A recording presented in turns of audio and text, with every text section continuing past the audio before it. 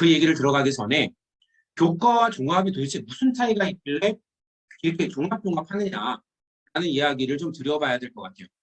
정시 전형 40%는 좀 별도로 떼고 생각을 하겠습니다. 이 표는 각 대학교의 경제학과 커트라인을 선으로 표시한 겁니다. 파란색 선이 교과고요. 빨간색 선이 종합입니다. 교과 성적 한번 보시죠. 여기 있는 학교들이 소위 서울 지역 소위 상위권 학교들이에요. 국민대 이하로는 중위권 학교임에도 불구하고 경제학과 내신 컷이 1.6, 1.7, 세종대는 무려 다른 학교보다 시립대보다도 높은 이런 결과가 나타날 정도로 교과 성적의 커트라인이 우리가 생각하는 것보다 어마어마하게 높습니다. 외대, 중앙대 외대 정도 시립대, 중경외시 라인에서 볼까요?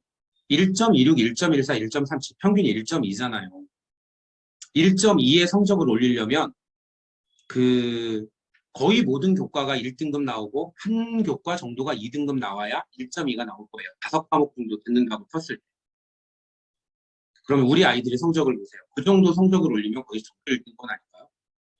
그런데도 중앙대, 외대, 시립대가 쉽지 않습니다. 그런데 종합 성적을 중심으로 보세요. 단위 자체가 달라지죠. 크게 보면 가장 급간이 좁은 학교가 중앙대 이 정도일 텐데 중앙대나 홍대가 0.6점 정도 급간 차이가 나고 그 다음에 한양대나 마지막에 있는 세종대 시립대는 1점 가까이가 차이가 나죠. 그러면 이 표를 보면서 우리가 생각할 건 그거죠. 내가 시립대학교 경제학과를 가야겠는데 내 평점이 1.8이야. 그러면 1.8인 이 친구는 교과는 쓰기 어렵잖아요. 그러면 종합은 무조건 써서 붙을 수 있는 걸까요? 대부분의 학교에서는 그렇게 생각하고 씁니다. 1.8이니까 너 충분해. 시립대 쓰고 시립대를 좀 편하게 쓰고 그 다음에 외대 중앙대는 좀 어려울 수 있는데 여기는 추가로 써보자. 이렇게 결정하면 이 친구 대부분 다 떨어지죠. 교과 전형과 종합 전형을 제가 예를 들어서 설명을 하면 이렇게 설명드릴 수 있을 것 같습니다. 우리가 여행을 떠난다. 여행의 목적지가 어딘가는 개인에 따라 다를 수 있습니다. 그러면 멀리 여행을 가고 오랫동안 여행을 가려면 내 가방의 크기가 커야겠죠. 그러니까 교과 전형은 말 그대로 가방 크기를 경쟁하는 겁니다. 누구 가방이 큰가? 그러니까 큰 가방 가진 애가 무조건 짱이죠. 종합 전형은 내용물을 확인하는 겁니다. 가방이 아무리 크더라도 그 가방 안에 아무것도 안 들어있으면 그 애에게 멀리 여행을 가라고 하는 건 말이 안 되는 거잖아요.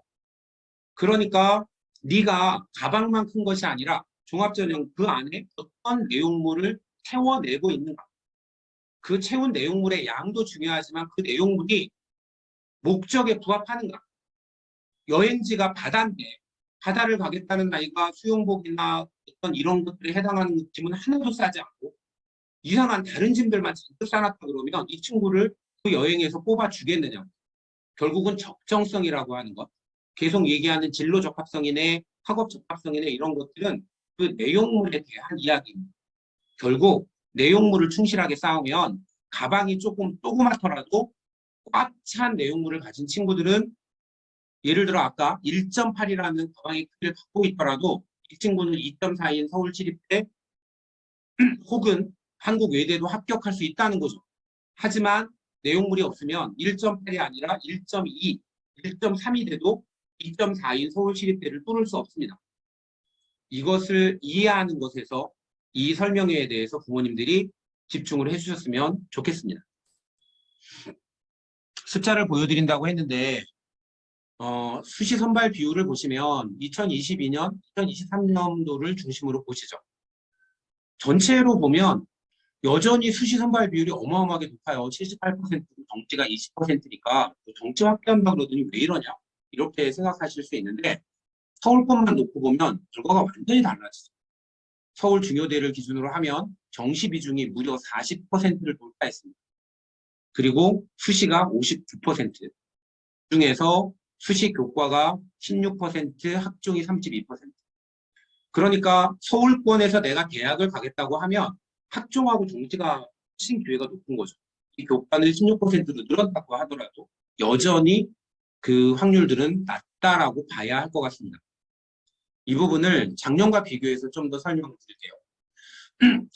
2022년, 앞에 자료가 없는데 2021년도에는 학생부 교과가 7%였어요. 그것이 11%로 늘어났고 이제 올해는 16.2%로 또 늘어납니다.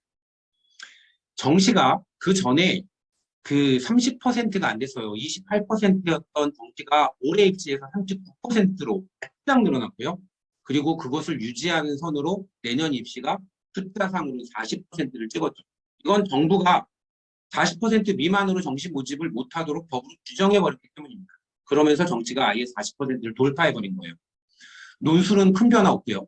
대학 교육부는 논술을 거의 줄여버리겠다, 없애버리겠다는 입장인데 대학들은 끝내 안 줄이고 있습니다. 그래서 서울 것만 놓고 보면 논술은 유지되는 그런 부분이고 오히려 기타가 굉장히 많이 줄었죠. 그리고 종합전형도 그 전에 아까 숫자 보셨죠? 44%에서 35%로 바짝 줄였고 그리고 내년에도 3% 정도 더 줄어들게 됩니다. 전략을 잘 세워야만 하는 이유가 이 표에서 나올 것 같아요. 그러면 이러한 어려운 환경 속에서 우리가 이 아이들하고 어떻게 준비를 해 나갈 것인가? 이제는 예비 고3이 되는 친구들을 중심으로 먼저 설명을 드리도록 하겠습니다. 표에서 1월부터 3월은 모의 자소서라고 써 있는데 이 시기가 무엇을 해야 되는 시기인가? 아까 제가 말씀드렸듯이 종합전형은 소재를 찾는 거라고 했잖아요. 가방에 어떤 내용물을 넣을 것인가를 찾는 과정이라고 했습니다. 그러려면 1학년, 2학년 동안에 내가 활동은 이미 완료가 된 거잖아요. 그걸 고칠 수도 없고 2학년 것은 2월 말까지는 법적으로 고치는 게 가능하지만 선생님들이 거의 고쳐주시지 않을 거예요. 그럼 1, 2학년 활동은 끝난 겁니다. 그 부분에 대해서 분석을 해야죠. 내가 이 가방에 쌀 수 있는 게 나한테 뭐가 있는가? 양을 채우는 것이 아니라 거기에 필요한 걸 내가 지금 갖고 있는가? 라고 하는 것을 분석해야 하고 그리고 내가 가방에 꼭 싸야 되는데 아까로 돌아가서 수영복이 있어야 되는데 수영복이 없다면 그러면 이제 3학년 1학기 동안에 준비를 해야 되는 거죠. 분석하고 보완에 대한 방향을 설정하는 것이 이 시기에 이루어져야 합니다. 학원 내에서는 5회를 기준으로 그 신청자에 한해서 5회를 기준으로 이 모의 자소서 과정을 진행을 합니다. 그러니까 부모님들께서는 필요하다고 생각을 하면 이 시기에 나의 생활기록부를 분석하고 내 경쟁률이 어디에 있는지를 분석하고 그 다음에 3학년 때 해야 될 활동에 대한 계획만 따로 신청하실 수도 있어요. 하지만 조금 더 저기한 것은 뒤에 과정까지 들어보시고 그러니까 정기 컨설팅으로 그 신청을 하는 것과 모의 자소서 과정만 따로 신청하는 것에 선택권이 있다는 말씀을 드리는 거고요. 당연히 이 시기는 그 교과 관련해서는 모의고사와에 대한 집중적인 심화학습을 통해서 자신의 그 수능 경쟁력을 키워나가는 것이 가장 중요한 시기가 될 겁니다. 3월, 6월은 생기부 관리의 시기입니다.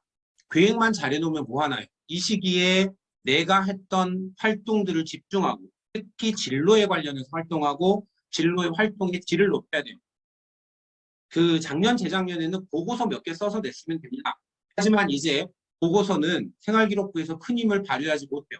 가능하면 발표와 토론, 이러한 부분들을 통해서 자신의 입장들을 명확히 표현할 수 있도록 계획해야 합니다. 영역별로는 세부 특성상 이 세특이라는 말 기억해 주시고요. 세특과 탕체, 독서 등의 활동들에 집중해서 활동들을 진행해야 합니다. 언제 하느냐? 이 3월하고 6월 사이에는 커다란 2개의 이벤트가 있죠. 앞에서 밑에 있는 것처럼 5월 달에 중간고사를 볼 것이고 6월에 모평이 있습니다. 이건 이제 수능 준비의 기본 패턴인데 우리에게 시간이 남는 것은 중간고사 직후예요. 근데 이 중간고사 직후의 활동을 중간고사 끝나고 나서 준비해서 활동할 수 있다? 불가능하죠. 불가능하니까 학교에서 기회를 줘도 아이들은 못합니다. 안 합니다. 그래 놓고는 나중에 내가 뭐를 준비했는데 학교에서 안 해준대요. 그리고서는 생기부를 텅텅 비워가지고 오는 친구들이 많죠. 결국 1월부터 3월에 있는 모의자소서와 3월에서 6월에 있는 생기부 관리는 하나의 그림이 되어야 합니다. 계획을 세우고 그것을 어떻게 실행할 것인가까지 관리하는 이 부분이 파이널에 들어가기 전에 고3들에게 필요한 과정들이에요. 그래서 이 부분은 모의 자소서만 따로 하거나 모의 자소서 플러스 생기부 관리까지를 함께 신청을 하시거나 필요하신 분들은 꼭 이후에 설명이 끝나고 나서 그 신청을 해주시면 됩니다. 7월 이후 파이널은 그때 파이널 전에 저희가 다시 한번 설명을 할 텐데 파이널은 자기소개서를 쓰는 과정 그리고 면접 시간에 면접 대비를 하는 과정으로 이루어지게 됩니다.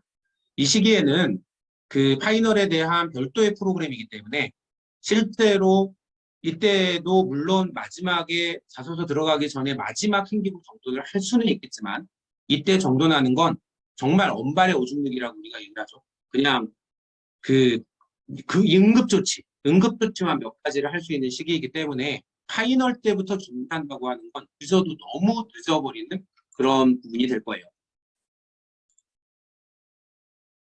그래서 파이널 시기는 우리가 수시는 원서 접수 기간이라고 하는 것들을 기준으로 봐야 하거든요.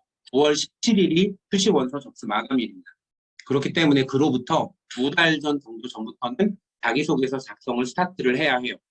이때는 공통문항에 대한 자소서 작성, 학교별 진행에 따라서 개별 횟수들은 달라질 거고요. 이때 학원의 프로그램의 핵심은 밑에 빨간 글씨로 있는 실주 모의고사 프로그램입니다. 이거는 나중에 저희 원장님께서 한 번 더 설명할 기회를 가지실 겁니다. 그래서 오늘 설명에서는 파이널 부분은 고3 선생님, 학부모님들은 나중에 한 번 더 설명을 들으실 기회가 있을 거니까요. 앞에 있는 모의자소서와 생기부 관리 프로그램에 집중해서 들어주시면 될 것 같습니다.